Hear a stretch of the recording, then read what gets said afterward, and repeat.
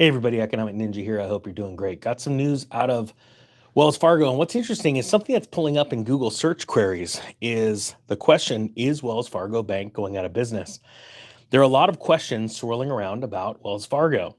And I'm going to go over a couple of stories. They are closing branches. They are laying off people that are trying to unionize. We've got a couple of different stories, 3 or 4 different stories maybe on this one. Type 1 if you like Wells Fargo, type 2 if you don't. I'm curious to see where you guys are at with that. Type 3 if you are banking with Wells Fargo and you like them. Type 4 if you're not banking with Wells Fargo. No, I mean, you are banking with Wells Fargo and you don't like them. I just want to be able to get the whole gamut to see where you guys are at. Now, we know that Wells Fargo pays lots of fines, but makes tons of money on the backside for doing illegal acts.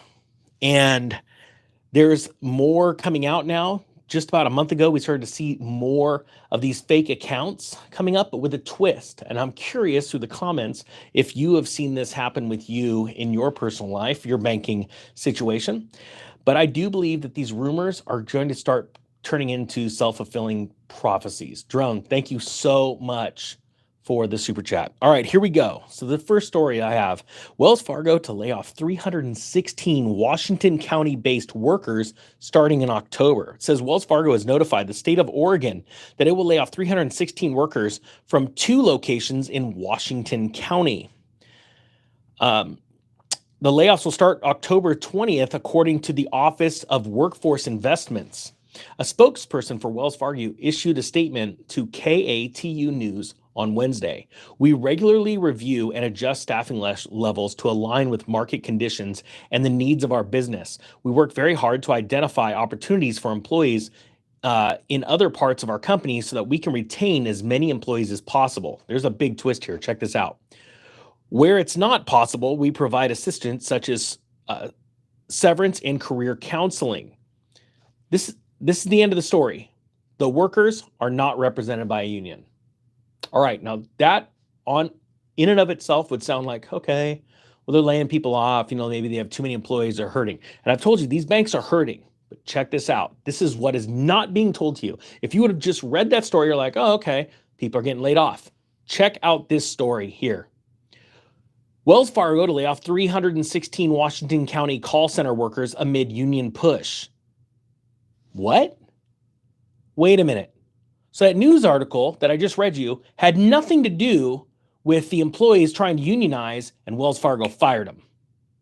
Pretty crazy, huh? See, that's the problem with the media these days. You have the same story be reported by 2 different outlets, and the second one that I'm about to read you right now, big difference.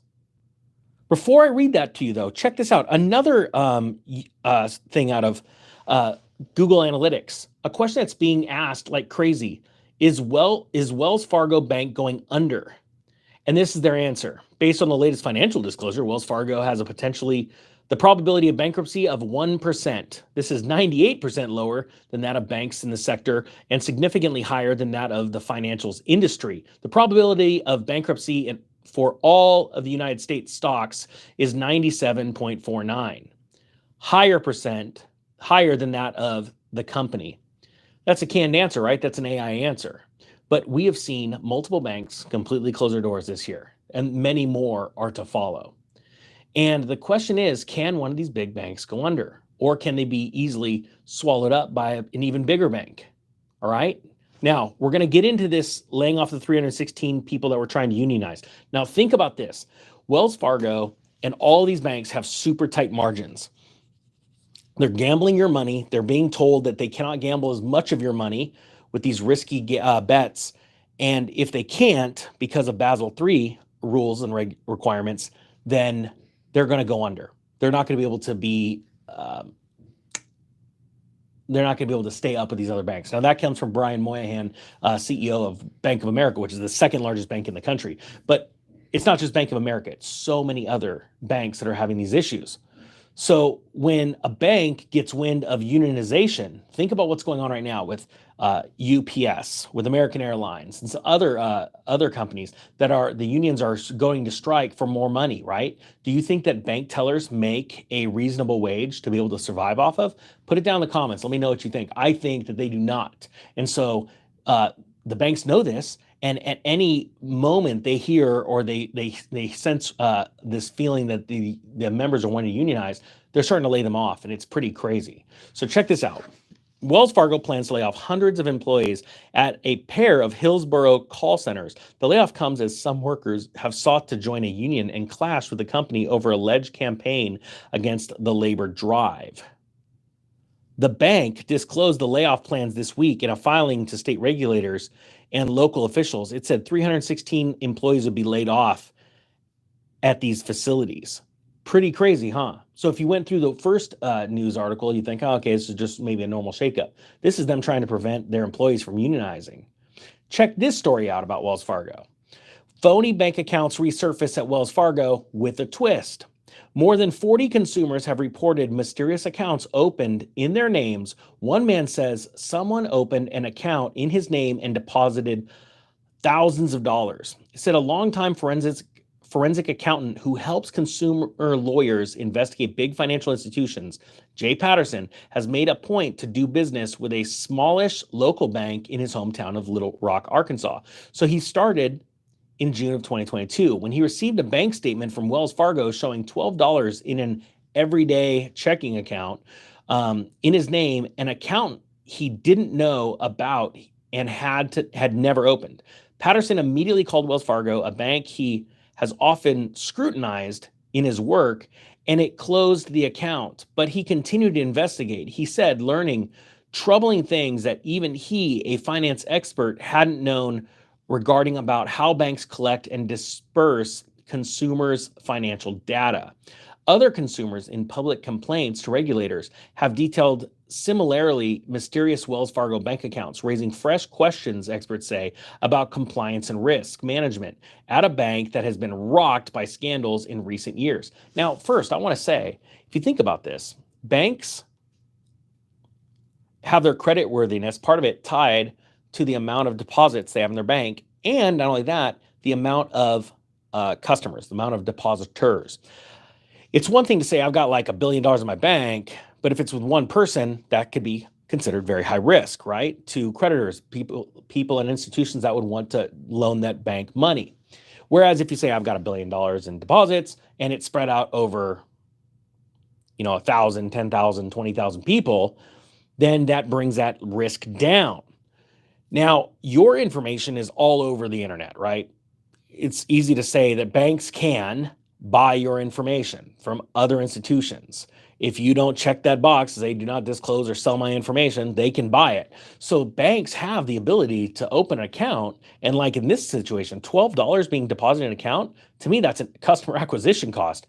Even though they didn't acquire you, they acquired your information. And that's very serious, very troubling, because you have to look at not just Wells Fargo, but what other banks are doing. And like, I'll give you an example. Truist Bank is a prime example of a company that rents deposits. They literally go out and find banks to loan them your deposits so that they can stay above a certain threshold or at a certain threshold that government regulators are trying to keep them at so that they aren't insolvent. However, those ratios are insane. It says in 2016, Wells Fargo was found to have opened millions of unauthorized accounts for existing customers to meet sales goals. Those woes caused the ouster of John Strumpf, the chief executive of the bank at the time. And honestly, Wells Fargo has hit so many other things. Now, another thing I wanted to point out. No, I had it on another thing. One other thing I wanted to point out was these big banks, as they go down, Lehman Brothers, I remember in 2008 learning about Lehman Brothers and the trouble they were having on the internet in July. And it was merely another 8 weeks after that they were in full-blown turmoil. They were trying to find suitable buyers for their bank, their asset book, and they couldn't until they ultimately closed their doors the end of September, which ironically is a very key date on a special calendar that you're going to see coming up the end of this September. It's a Jewish feast day.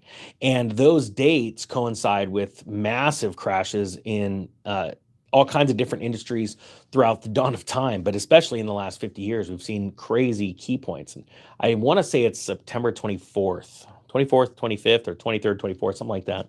And I believe that we're going to see a lot of shakeup going into this the end of this month, and those key dates really showing some big shakeups in the financial industry, shakeups that I believe are going to set 2024 as this absolute devastating crash.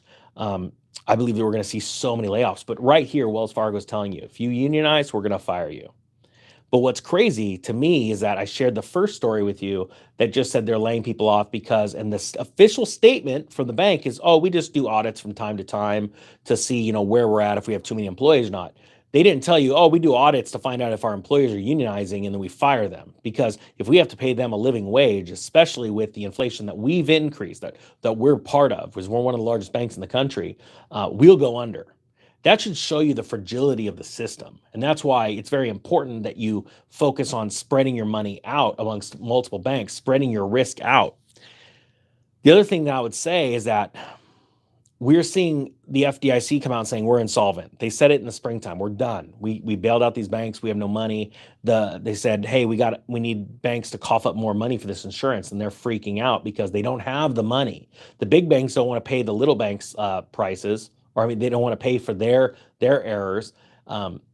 Banks are trying to skirt this this insurance, and now we're seeing banks coming out and sending you mailers disclosing, hey, you need to make sure that you sign this document that if or if not, the facts that your bank account may not be insured by FDIC. They're getting all this documentation right now. As a matter of fact, put it down in the comment section if you've received a letter in the mail recently telling you of your rights and your need to go over and review your account to see if it is or is not insured by FDIC. They're setting you up for an epic collapse, and they're going to be able to turn around and say, hey, we sent you a letter. We had you sign this document that doesn't allow you, give away the rights to join a class action lawsuit, go through mediation, because we know that this stuff's happening. That's why they're sending you these documents. And I think it's extremely important that people understand where they are. I believe that this fall is going to be epic, and I'm excited for it. That's why I want to take advantage of it. So thank you to everybody. I think we have one link left for the real estate crash course, 80% off. I put it down below if you guys want it. If not, no worries. There is a new lesson coming out tonight to everybody that owns that course, okay? And then I'm going out and filming more of the Auto Trader Pro. Holy cow, it's been crazy month, and I'm excited for this month. It's going to be fun. With that being said, the Economic Ninja is out.